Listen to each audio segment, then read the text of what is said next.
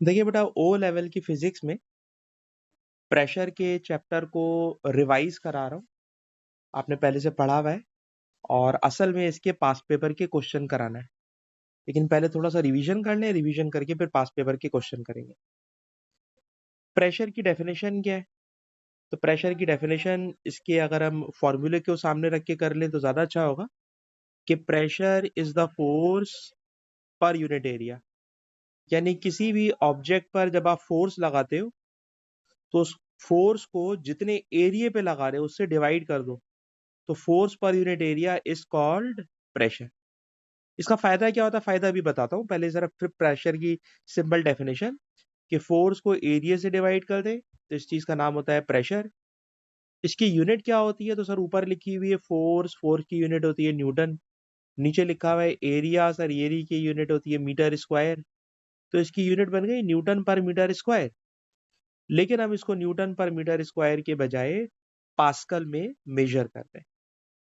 फिर आप इस वाली बात को भी देखिए कि प्रेशर एरिया के साथ इनवर्सली प्रोपोर्शनल है।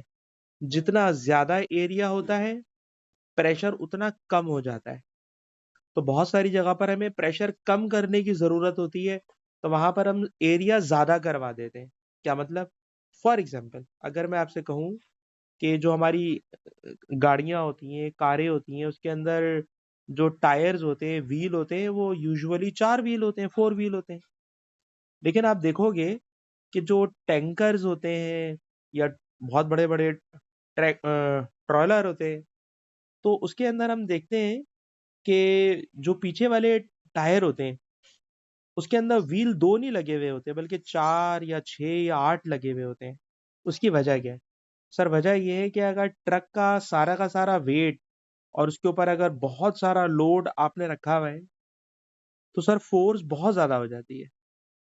और फोर्स अगर बहुत ज्यादा होगी तो वो ट्रक या ट्रॉलर जहां खड़ा हुआ होगा, तो उसकी इतनी ज्यादा फोर्स जब थोड़े से एरिया पे लग रही होगी तो प्रेशर इतना ज्यादा हो जाता है कि वो ट्रक या टैंकर उस जगह पर जमीन के अंदर धंस जाता है। तो हम पीछे वाले जो टायर्स होते हैं उनके नंबर ऑफ व्हील ज्यादा कर देते हैं। जब व्हील ज्यादा कर देते हैं तो प्रेशर कम हो जाता है। और जब प्रेशर कम हो जाता है तो जाहिर सी बात है फिर वो ट्रक जो होता है वो जमीन के अंदर घुसता नहीं।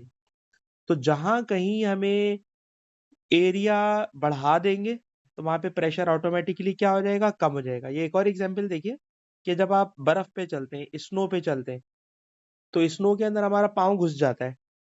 तो अगर आप ऐसे जूते पहन लें जिनका सरफेस एरिया ज्यादा हो, जब लार्ज एरिया होगा ना तो जाहिर सी बात है जो आपका वेट है वो लार्ज एरिया में डिवाइड हो जाएगा। और जब लार्ज एरिया में डिवाइड हो जाएगा तो जो आपके पाँव हैं वो स्नो के अंदर धंसेंगे नहीं।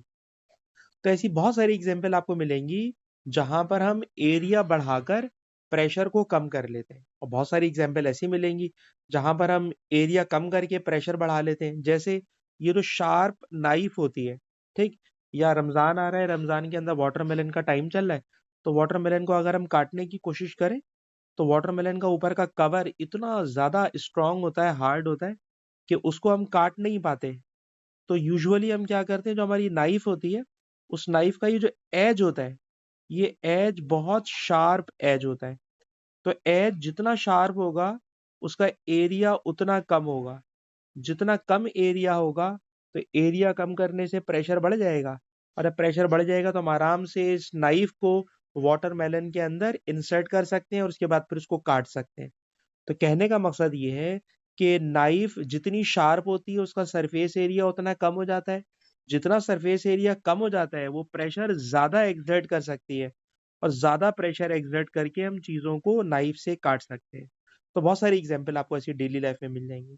इसी तरह लड़कियां जो जूते पहनती हैं, अगर उसके अंदर हील लगी हुई हो तो पूरी बॉडी का वेट जब हील के ऊपर आ रहा होता है तो हमारे पाँव बहुत जल्दी थक जाते हैं, वगैरह वगैरह।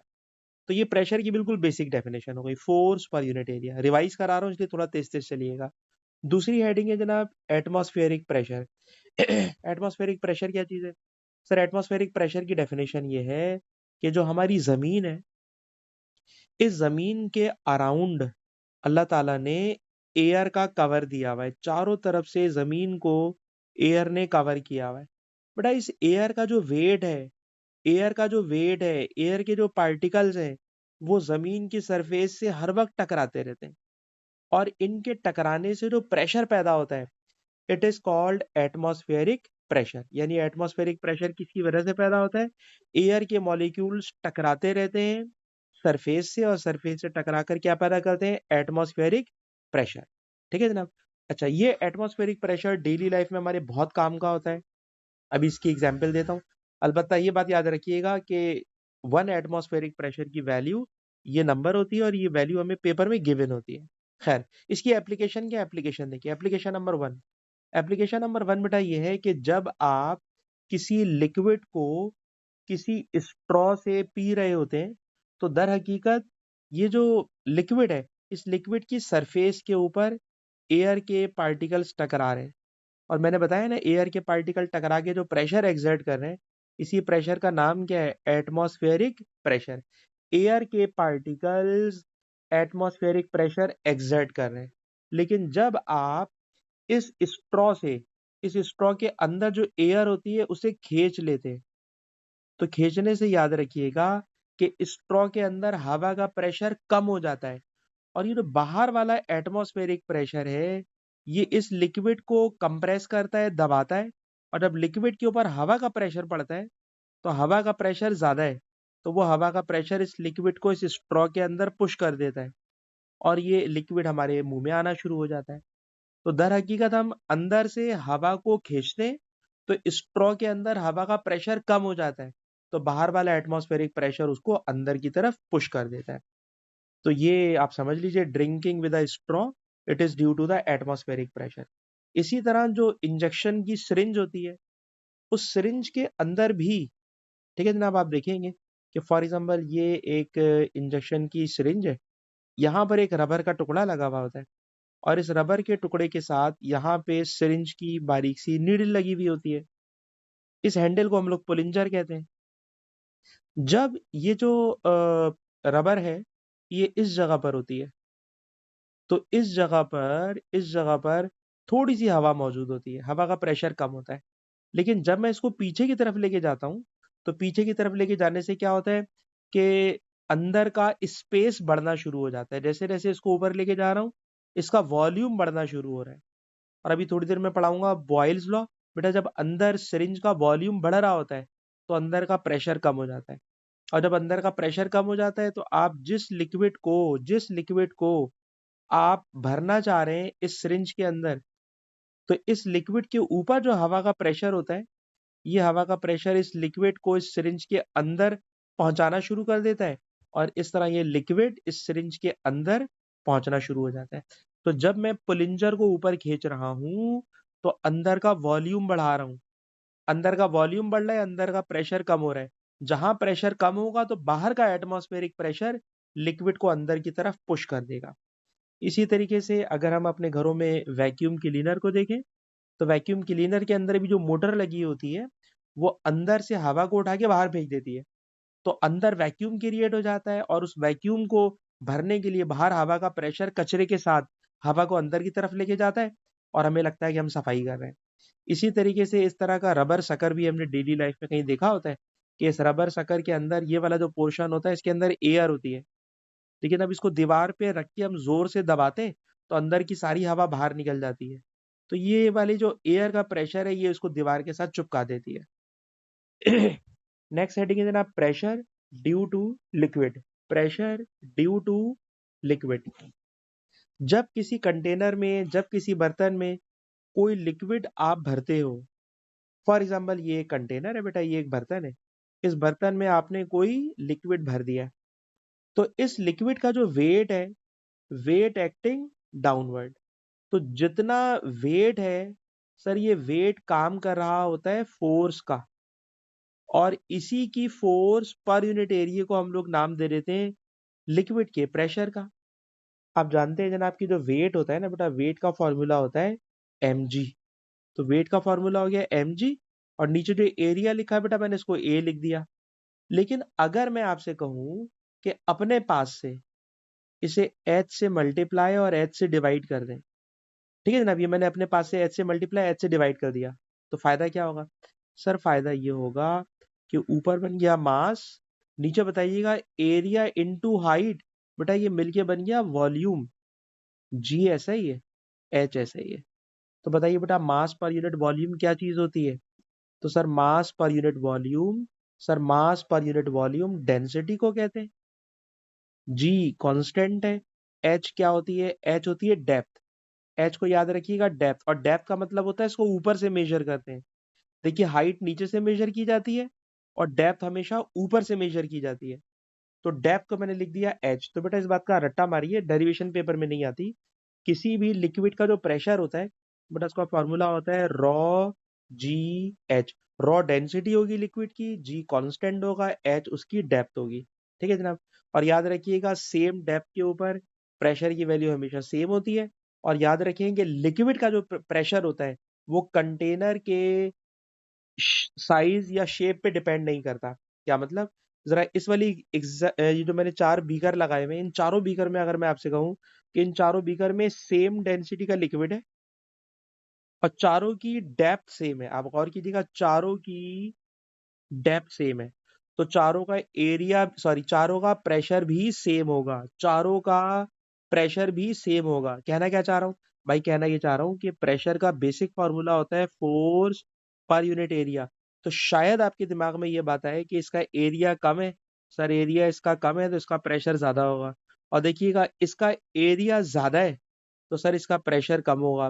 लेकिन याद रखिएगा लिक्विड में ऐसा नहीं होता, लिक्विड के प्रेशर में ऐसा नहीं होता। लिक्विड के प्रेशर में बेस का एरिया नहीं देखते, लिक्विड के प्रेशर में लिक्विड की डेंसिटी देखते हैं और लिक्विड की डेप्थ देखते हैं। ठीक है जनाब। It will be the pressure of liquid, it will be the pressure of liquid. लेकिन इस प्रेशर ऑफ लिक्विड के ऊपर एक चीज और आ जाएगी और वो होगा हवा का प्रेशर। तो याद रखिएगा हवा के प्रेशर को इस पूरे चैप्टर में मैं पी नॉट से डिनोट करता हूँ। पी नॉट का मतलब होता है एटमॉस्फेरिक प्रेशर। पी नॉट का बेटा मतलब होता है एटमॉस्फेरिक प्रेशर। एटमॉस्फेरिक प्रेशर का मतलब लिक्विड के ऊपर जो हवा का प्रेशर है उस हवा के प्रेशर को मैं बोल रहा हूँ एटमॉस्फेरिक प्रेशर। और एटमॉस्फेरिक प्रेशर को मेजर करना हो तो सर उसके लिए जो इंस्ट्रूमेंट इस्तेमाल करते हैं उसका नाम होता है बैरोमीटर। बैरोमीटर एक ऐसा डिवाइस है जो हम लैब में यूज करते हैं और इसके जरिए हवा का प्रेशर मेजर कर सकते हैं। कैसे मेजर कर सकते हैं? तो आइए उसकी मेथड को देखते हैं। मेथड ये है कि एक गिलास की ट्यूब लेंगे और ये गिलास की ट्यूब तकरीबन 1 मीटर लॉन्ग होगी, 1 मीटर लॉन्ग। और इसकी वॉल बहुत थिक होना चाहिए वरना मरकरी एक बहुत भारी मेटल है, इससे हो सकता है ये टूट जाए, तो इसलिए इसकी वॉल बहुत थिक होना चाहिए। तो फॉर एग्जाम्पल ये बेटा मैंने आपके सामने एक गिलास की ट्यूब बनाने की कोशिश की है, मेरे ख्याल में ये गिलास की ट्यूब है। और इस गिलास की ट्यूब में इसकी लेंथ बेटा कितनी है? 1 मीटर इसकी लेंथ है। इस गिलास की ट्यूब में फॉर एग्जाम्पल मैंने मरकरी को भर दिया है, ये मरकरी भरा हुआ है, टॉप तक मरकरी भरा हुआ है, बिल्कुल टॉप तक बेटा इसमें मरकरी भर दिया। और ये 1 मीटर लेंथ की गिलास ट्यूब है। अब इसका जनाब ये जो टॉप एंड है इसको किसी चीज से बंद कीजिए और इसको बंद करके इसको उल्टा कीजिए और उल्टा करके इसको रखना है एक कंटेनर में। ये बर्तन में बेटा इसको उल्टा कर दिया मैंने। ठीक है जनाब। इस बर्तन में पहले से मरकरी भरा हुआ है। ठीक है जनाब। ये जो नीचे की तरफ लिक्विड है जिसको मैं हाईलाइट कर रहा हूँ ये मरकरी भरा हुआ है। इस मरकरी के ऊपर जब आपने टेस्ट ट्यूब को उल्टा किया तो मेरा ख्याल था कि सारा का सारा मरकरी टेस्ट ट्यूब से निकल के गिलास ट्यूब से निकल के इस बर्तन में आ जाएगा। लेकिन आप देखिएगा कि थोड़ा सा बहुत थोड़ा सा मरकरी नीचे आएगा, थोड़ा सा मरकरी नीचे आएगा और आप देखिए ऊपर वैक्यूम बन गया, ये खाली जगह है। याद रखिएगा ये क्या है जनाब? खाली जगह है। इस खाली जगह के अंदर क्या बन गया है? वैक्यूम बन गया है। और इस वैक्यूम में इस वक्त कुछ भी मौजूद नहीं।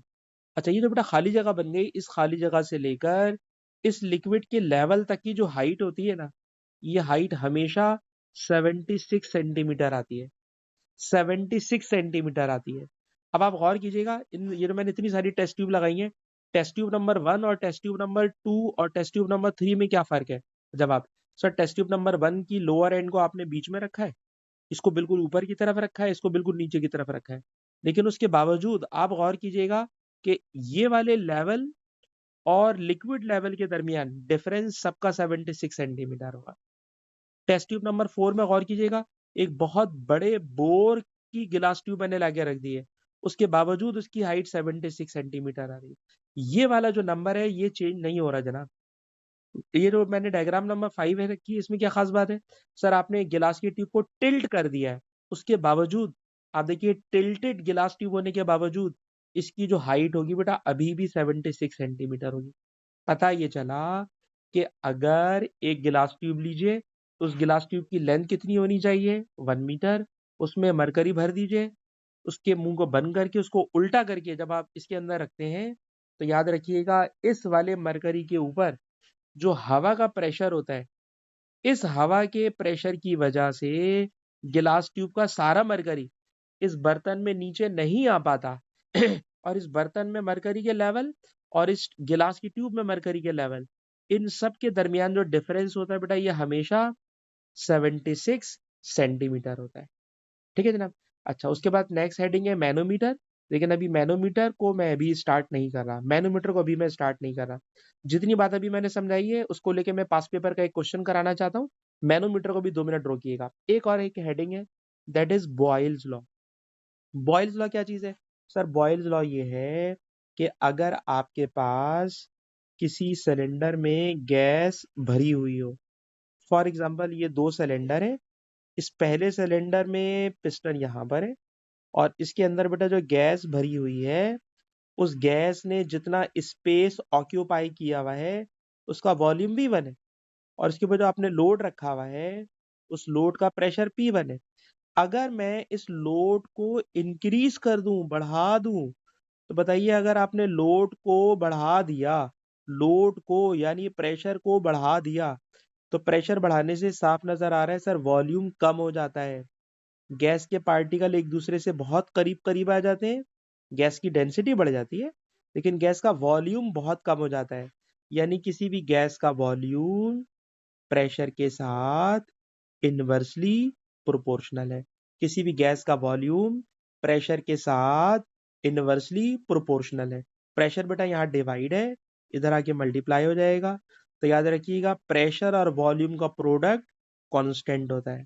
अलबत्ता इस इक्वेशन को अगर मैं गैस की इनिशियल स्टेट के लिए लिखूं तो ये बनेगा P1V1 और इसी इक्वेशन को गैस की फाइनल स्टेट के लिए लिखूं तो ये बनेगा P2V2। तो याद रखिएगा प्रेशर और वॉल्यूम का प्रोडक्ट कांस्टेंट होता है, it is called Boyle's law. लेकिन बहुत सारे क्वेश्चन में बेटा आप ये बात नोट कीजिएगा कि जो सिलेंडर का वॉल्यूम है, गैस का वॉल्यूम है, सर ये गैस का वॉल्यूम पिस्टन का एरिया मल्टीप्लाई पिस्टन के डिस्टेंस को मल्टीप्लाई करके आता है। जब गैस का प्रेशर कम या ज्यादा करते हैं तो सर एरिया चेंज नहीं होता, एरिया चेंज नहीं होता। और अगर एरिया चेंज नहीं होता लेकिन ये जो एच है, एच का मतलब है डिस्टेंस, एच का मतलब क्या ले हाइट, चले क्या ले, एच का मतलब क्या ले हाइट। तो पहले इसकी हाइट थी फॉर एग्जाम्पल H1, बाद में इसकी हाइट कितनी हो गई? H2 हो गई। तो हाइट में चेंज आ रहा होता है, एरिया में कोई चेंज नहीं आ रहा होता। और सर अगर एरिया में कोई चेंज नहीं आ रहा तो अभी पास पेपर के क्वेश्चन में देखिएगा कि ये लोग एरिया को यूज नहीं कराएंगे, एरिया कैंसिल आउट हो जाएगा और पिस्टन ने जितना डिस्टेंस कवर किया होगा वही डिस्टेंस में वॉल्यूम की जगह यूज कर लूंगा। तो इस वाली बात को जहन में रखिएगा कि बॉयल्स लॉ की ओरिजिनल शक्ल P1V1 is equal to P2V2 है। लेकिन बहुत सारे केसेस में जब सिलेंडर में गैस बंद करते हैं और गैस का वॉल्यूम प्रेशर के जरिए चेंज करते हैं तो हम वॉल्यूम नहीं लिखते बल्कि पिस्टन ने जितना डिस्टेंस कवर किया होता है वो डिस्टेंस लिख लेते हैं। तो pressure into distance is equal to pressure into distance, इसका नाम भी बॉयल्स लॉ है। तो बॉयल्स लॉ को बेटा जहन में रखिएगा। जो अभी मैंने रिपीट कराया है, रिवाइज कराया है, इसलिए बहुत जल्दी जल्दी सारी बातें सुना दी हैं। और अगर आपने ये सारी बातें सुन ली, समझ ली, तो अब मैं आपको इस चीज को लेकर पास पेपर के किसी क्वेश्चन में ले जाना चाहता हूँ। तो जरा देखिएगा बेटा, ये एक बड़ा मुश्किल सा सवाल बच्चों को लगता है ये वाला क्वेश्चन। ये क्वेश्चन कौन से ईयर का है तो पहले वो मैं आपको बता दूं। सर ये क्वेश्चन है नवंबर 2012, नवंबर 2012 के पेपर का ये क्वेश्चन है। और इस क्वेश्चन में नवंबर 2012, ठीक है, पेपर 22, नवंबर 2012 पेपर 22 क्वेश्चन नंबर 9। क्वेश्चन बेटा ये है कि एक डाइवर है और ये डाइवर इस वक्त पानी के अंदर है। ठीक है ना, ये जो डायग्राम दी हुई है बेटा, ये जो बंदा खड़ा हुआ है, ये बंदा पानी के अंदर है, below the surface of a lake. ठीक है जनाब, पानी के अंदर है। अच्छा, पानी के अंदर इसने क्या करा कि ये एक बलून लेके गया था और इस बलून को उसने अपने ऑक्सीजन के सिलेंडर से उसमें हवा भर दी। इस बलून के अंदर बेटा हवा भर दी। बताइए, जब बलून में हवा भर दी तो आपको पता है बलून में हवा भरी हुई हो तो बलून नीचे से ऊपर भागता है। वो नीचे से ऊपर क्यों भागता है? तो उसकी वजह ये होती है कि जो लिक्विड है बेटा, लिक्विड इसको ऊपर की तरफ लगाता है अपथ्रस्ट। लिक्विड ऊपर की तरफ लगाता है अपथ्रस्ट, तो बलून का वेट कम होता है और अपथ्रस्ट ज्यादा होता है। वेट कम होता है, अपथ्रस्ट ज्यादा होता है, तो ये बलून नीचे से भागता है ऊपर। ठीक है जनाब, ये स्टोरी है सवाल की। अच्छा, इसके अंदर क्या क्या बेटा बात बता रहे हैं, गौर से सुनिएगा। सर, एक बंदा है, पानी के सरफेस के अंदर है। जिस पानी के अंदर है उस पानी की डेंसिटी 1000 है। ठीक है जनाब, पानी की डेंसिटी 1000 है। इस पानी के ऊपर एयर होगी। एयर का एटमॉस्फेरिक प्रेशर 1 एक्सपोनेंट 5 है। एयर का एटमॉस्फेरिक प्रेशर 1 एक्सपोनेंट 5 है। ग्रेविटी की वैल्यू g है। क्वेश्चन का पहला पार्ट। क्वेश्चन का पहला पार्ट ये है कि ये बंदा पानी के नीचे 15 मीटर की डेप्थ पर है। 15 मीटर की डेप्थ पर है। तो गौर कीजिएगा, पानी की डेप्थ बता दी है, लिक्विड की डेंसिटी बता दी है।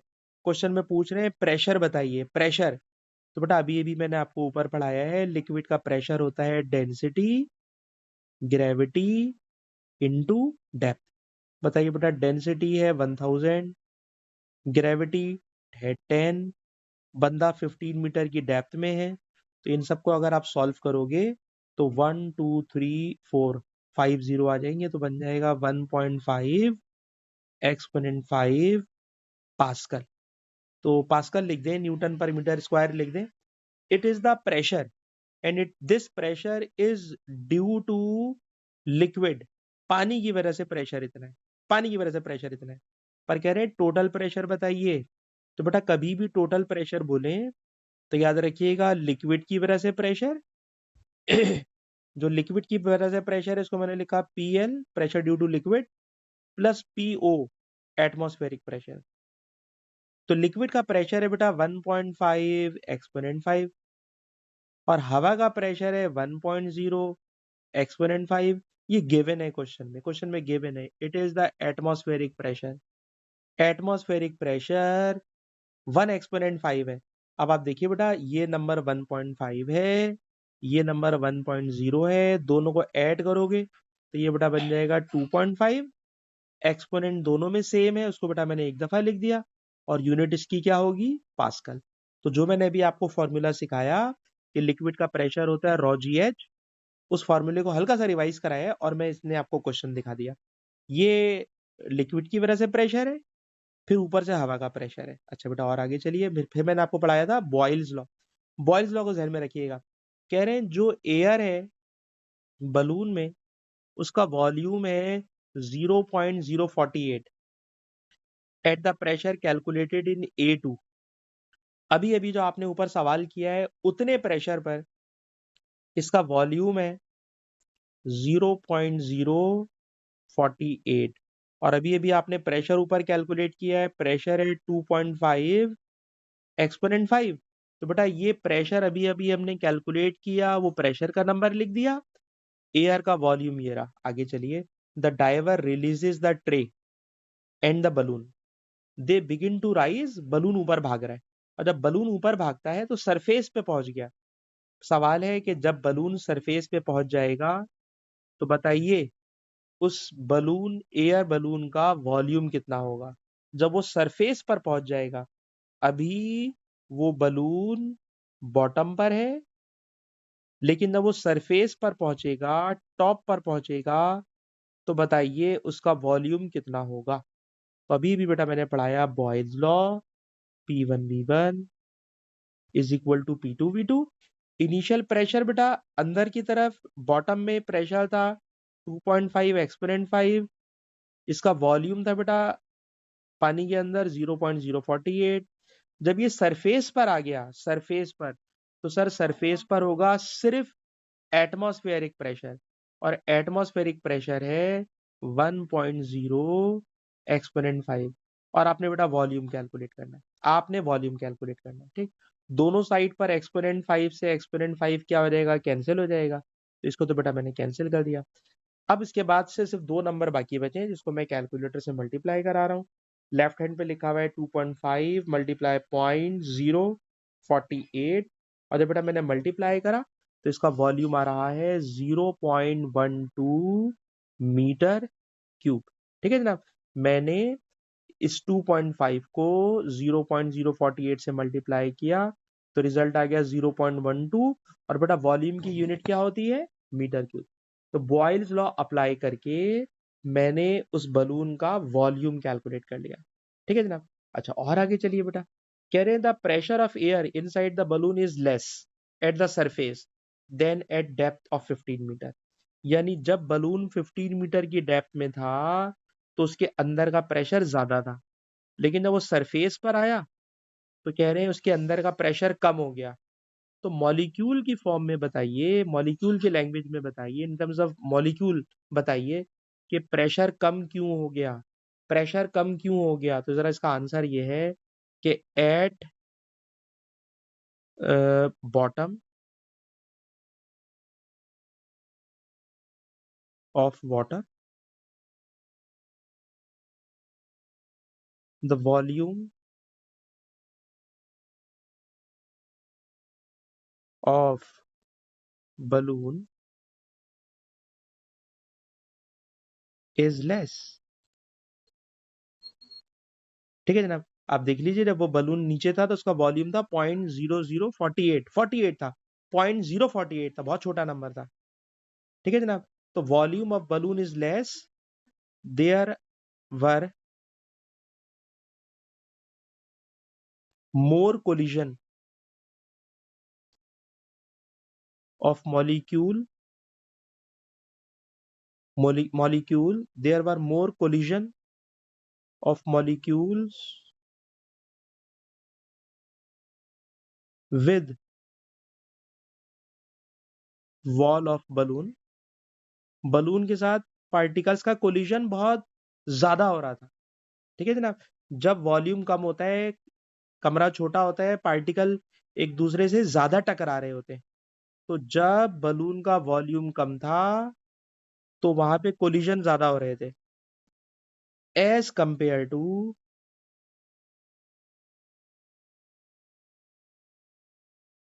At surface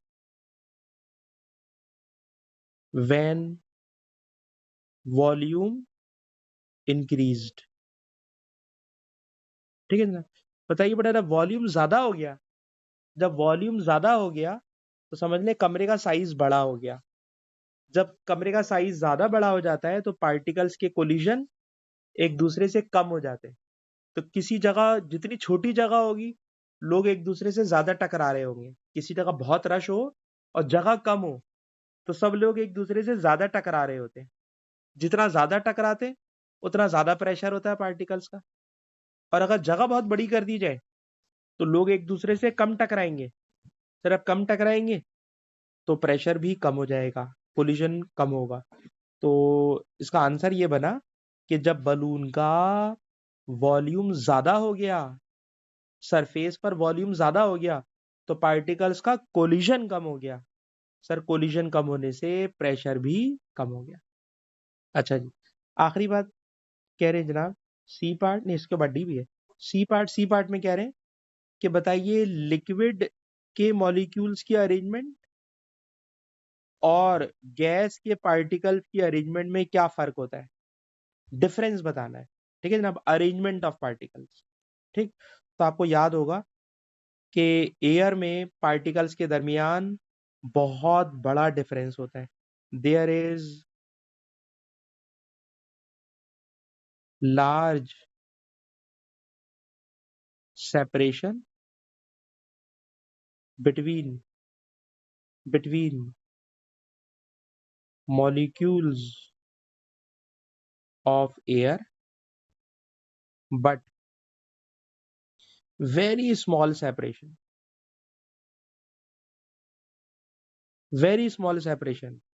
between clusters of molecule of liquid. Clusters का मतलब अभी बताऊंगा, रुक जाए। मॉलिक्यूल्स ऑफ वाटर, ठीक। आपको याद होगा गैस के जो पार्टिकल होते हैं ना बेटा, वो एक दूसरे से बहुत दूर दूर होते हैं। गैस के पार्टिकल बहुत दूर दूर होते हैं, ठीक। लिक्विड के पार्टिकल्स के बनते हैं क्लस्टर्स, उसको उर्दू में हम लोग कहते हैं गुच्छे बने हुए होते हैं। तो ये क्लस्टर्स होते हैं और इन क्लस्टर्स के दरमियान में गैप होता है, ठीक है ना। लिक्विड के पार्टिकल्स के क्लस्टर्स बने होंगे और उन पार्टिकल्स क्लस्टर्स के दरमियान में गैप होगा। अच्छा जी आगे चलिए। डी पार्ट में आने। डी पार्ट में कहते हैं, डी पार्ट में कहते हैं कि जब डाइवर ट्रे को रिलीज करता है तो बलून ऊपर की तरफ भागता है और ऊपर की तरफ भागते हुए टर्मिनल स्पीड पकड़ लेता है, कांस्टेंट स्पीड रीच कर जाता है, ठीक है जनाब। ऊपर जाते हुए टर्मिनल स्पीड कैच कर लेता है। जब वो सरफेस पे पहुंचता है टर्मिनल स्पीड पकड़ लेता है। सवाल है, बताइए कौन कौन सी फोर्सेज हैं जो explain how the forces acting on the balloon, ठीक है जनाब। बलून के ऊपर कौन कौन सी फोर्सेज लग रही हैं to behave in this way. तो जरा समझिएगा इस बात को कि बेटा जब बलून को ये छोड़ेगा ना तो बलून का वेट एक्टिंग डाउनवर्ड जो कि बहुत स्मॉल है, अपथ्रस्ट एक्टिंग अपवर्ड जो कि ऊपर की तरफ एक्ट कर रहा है। तो अपथ्रस्ट ऊपर की तरफ लग रहा होता है। अपथ्रस्ट का मतलब लिक्विड ऊपर की तरफ एक फोर्स एक्सर्ट करता है, that is called upthrust. Weight नीचे की तरफ होता है। जैसे अपथ्रस्ट इसको ऊपर भगाता है तो बताइए इसकी स्पीड बढ़ेगी, इसकी स्पीड बढ़ेगी, बलून की स्पीड बढ़ेगी। आप दोनों में से कोई बच्चा बता सकता है स्पीड बढ़ने से कौन सी फोर्स अब इस बलून को रोकना शुरू कर देगी? अब बेटा कोई बच्चा बताएगा वो कौन सी फोर्स होगी? हाँ, रेजिस्टेंस तो होगी, पर एयर रेजिस्टेंस थोड़ी गलत बात हो रहेगी। इसमें एयर नहीं है, पानी के अंदर है, पानी के अंदर है ना। तो पानी के रेजिस्टेंस, हाँ। अच्छा, पानी के रेजिस्टेंस को ये लोग बोलते हैं ड्रैग फोर्स। पानी की रेजिस्टेंस को बेटा क्या बोलते हैं? Drag force. तो जब ये बलून ऊपर भागेगा तो ड्रैग फोर्स इसको रोकने लगेगी, और जब drag force equal to upthrust हो जाएगी, जब drag force equal to upthrust हो जाएगी तो वो टर्मिनल वेलोसिटी पकड़ लेगा। तो आपने बेटा सही बात कही कि जिस तरह हम लोग टर्मिनल वेलोसिटी का टॉपिक पढ़ाते हैं तो वहां पे यही बोलते हैं कि एयर रेजिस्टेंस उसको बैलेंस कर देती है, लेकिन यहाँ पे एयर नहीं है बेटा, वो पानी के अंदर है। तो मैं इसको यूं बोलूंगा, जरा सुनिएगा। The weight of balloon, of air balloon is negligible, वो तो ना होने के बराबर है, इसलिए इसकी तो बात ही करना। जी बेटा बोलिए। हाँ बिल्कुल ऑक्सीजन होती है, सही कह रही हैं आप। H2O होता है ना पानी के अंदर। अच्छा चले, मैं भी इसको ये वाली बात भी समझाता हूँ। अच्छा मैं आपकी बात समझ गया। ठीक है, मैं भी बताता हूँ, ठीक, इसकी बायोलॉजी आपको बताता हूँ। अच्छा जनाब, the weight of air balloon, अच्छा बेटा the weight of air balloon is negligible, balloon का वेट ना होने के बराबर है, ठीक। अच्छा जी, as the balloon is released,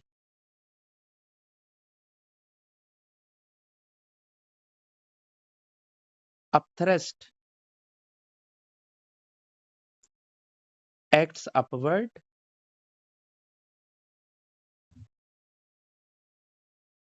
so its speed increase, ठीक है बेटा। अपथ्रस्ट इसको ऊपर लेके जा रहा है इसलिए इसकी स्पीड बढ़ना शुरू हो जाती है, but drag force, drag force come into action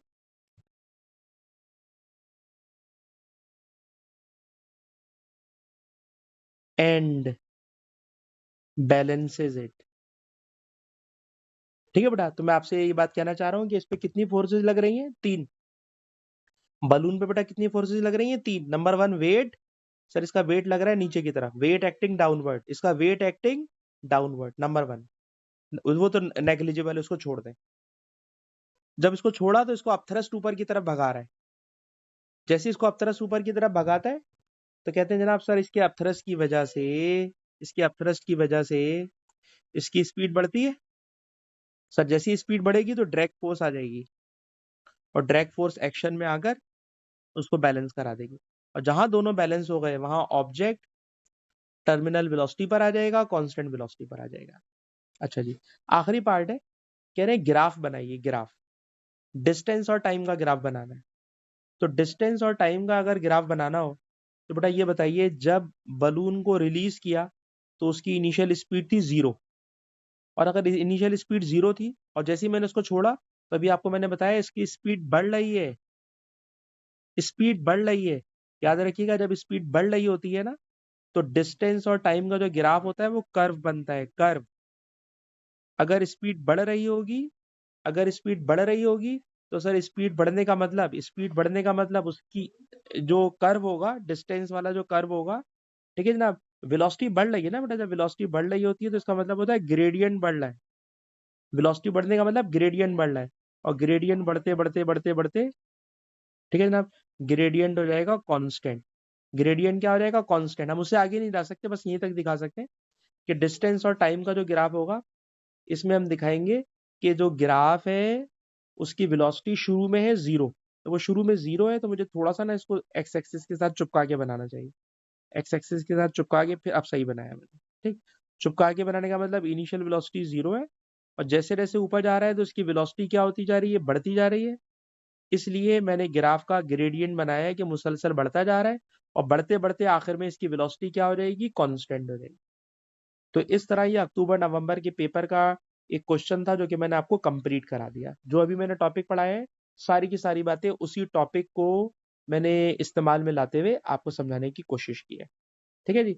अच्छा जी, अब मैं टॉपिक पे अपने वापस जा रहा हूँ, चैप्टर पे बेटा वापस आ गया हूँ, और चैप्टर पे वापस आकर अगर आपको याद हो तो हम प्रेशर पढ़ रहे हैं, और प्रेशर के अंदर हम लोग इस वक्त बॉयल्स लॉ वाले पेज पर है, ठीक है जनाब।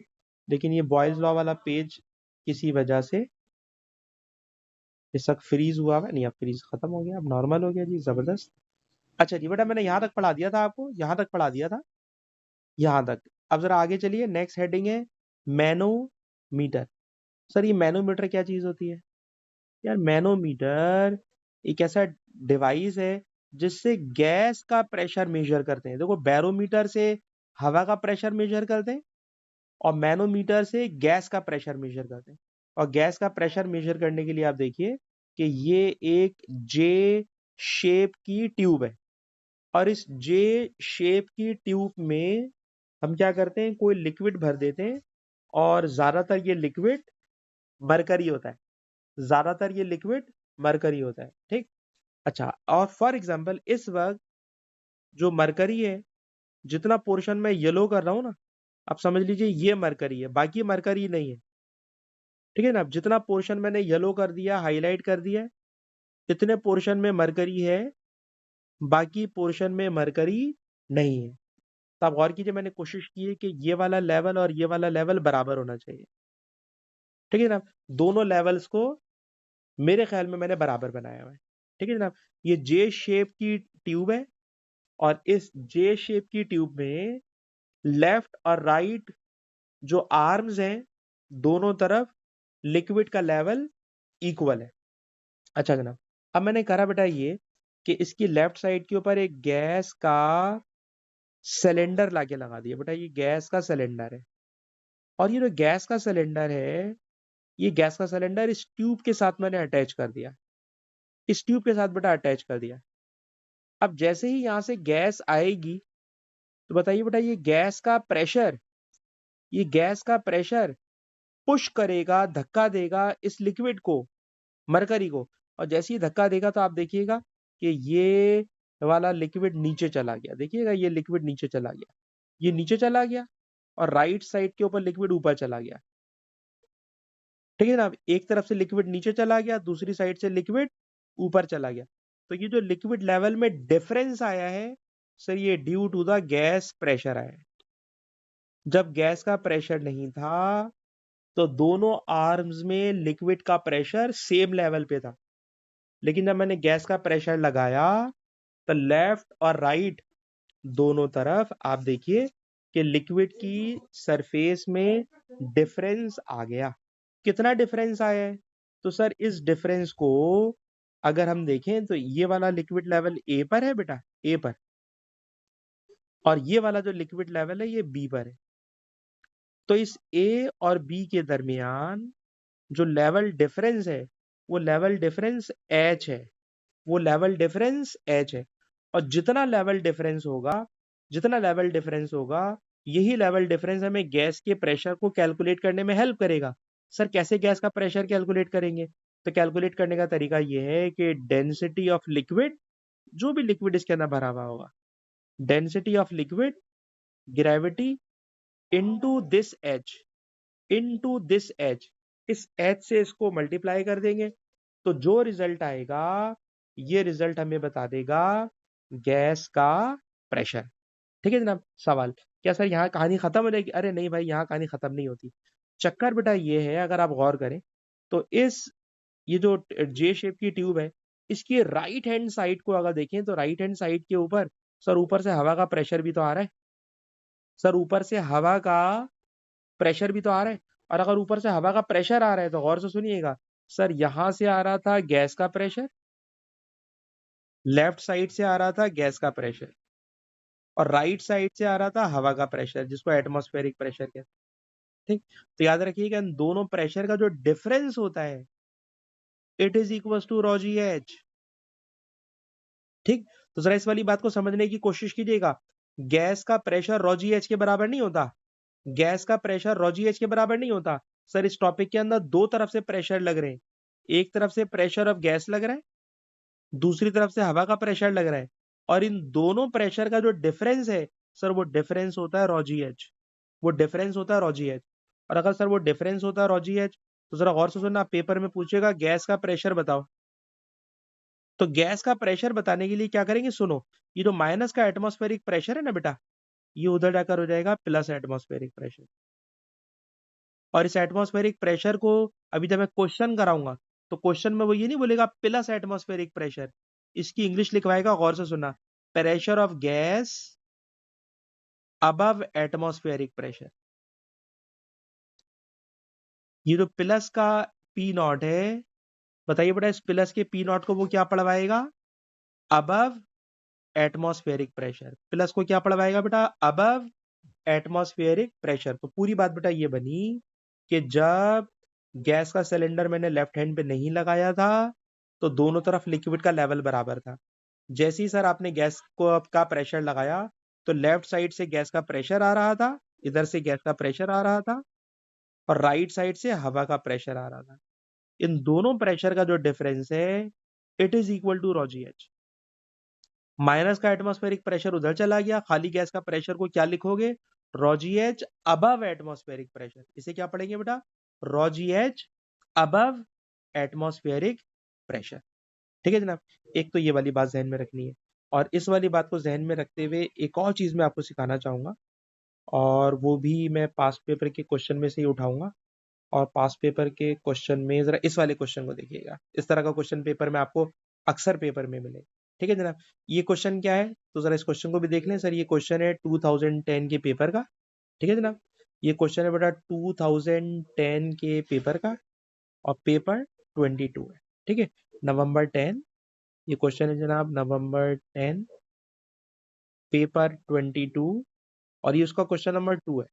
ठीक है जी। इस क्वेश्चन नंबर 2 में क्या हो रहा है तो जरा देखिएगा, तकरीबन उसी स्टाइल का सवाल है पर है थोड़ा सा मुश्किल।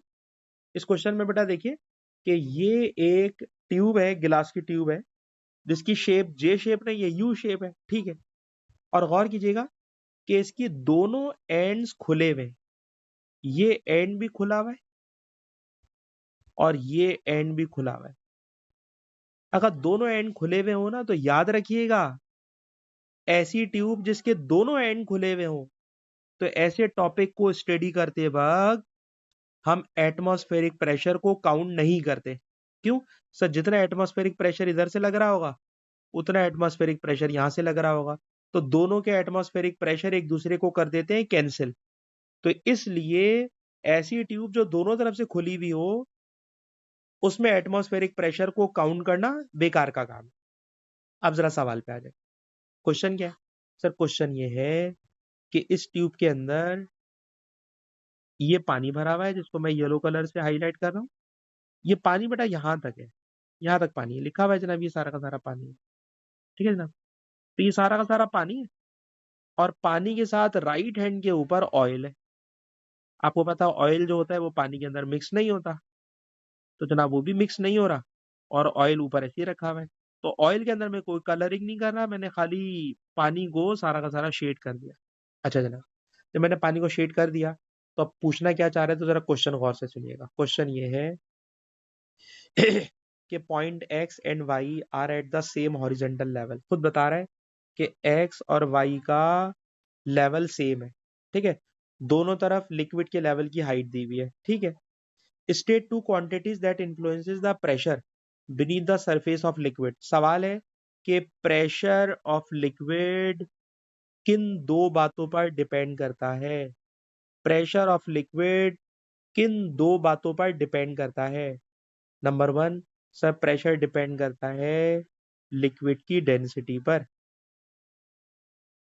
लिक्विड का प्रेशर डिपेंड करता है लिक्विड की डेंसिटी पर, नंबर वन, डेंसिटी पर डिपेंड करता है। Number two, depth